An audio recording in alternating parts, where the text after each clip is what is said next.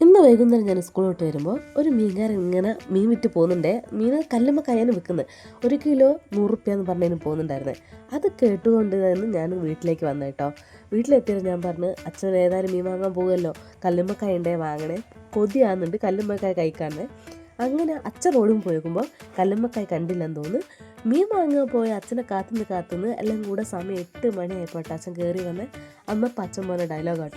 കല്ലുമ്മക്കായ്ക്ക് ഇടം വരെ പോയി, ഇതാണ്ട് വരെ പോയി തെണ്ടി തിരിഞ്ഞ് ഇങ്ങനെ വരിക.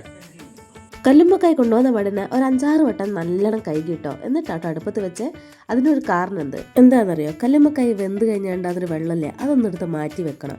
അത് ഊറിക്കഴിഞ്ഞിട്ടുണ്ടെങ്കിൽ അതിൻ്റെ മേലേത്തെ വെള്ളം മാത്രം എടുത്തിട്ട് നമ്മൾ വറക്കുമ്പോൾ അതിലേക്ക് ഒഴിച്ചിട്ടുണ്ടെങ്കിൽ, അതിലൊഴിച്ച് വറ്റിച്ചിട്ടുണ്ടെങ്കിൽ നല്ല ടേസ്റ്റ് ആയിരിക്കും കേട്ടോ. കാരണം എന്താ വെച്ചിട്ടുണ്ടെങ്കിൽ കല്ലുമ്മക്കായി ഇറന്നു കഴിഞ്ഞാൽ നമ്മളൊരു 2 പ്രാവശ്യം കഴുകൂല, അന്നപ്പോൾ അതിൻ്റെ സത്തൊക്കെ അങ്ങ് പോകും. ഈ വെള്ളം ഒഴിച്ച് വറക്കുമ്പോൾ ആ സത്ത് കൂടെ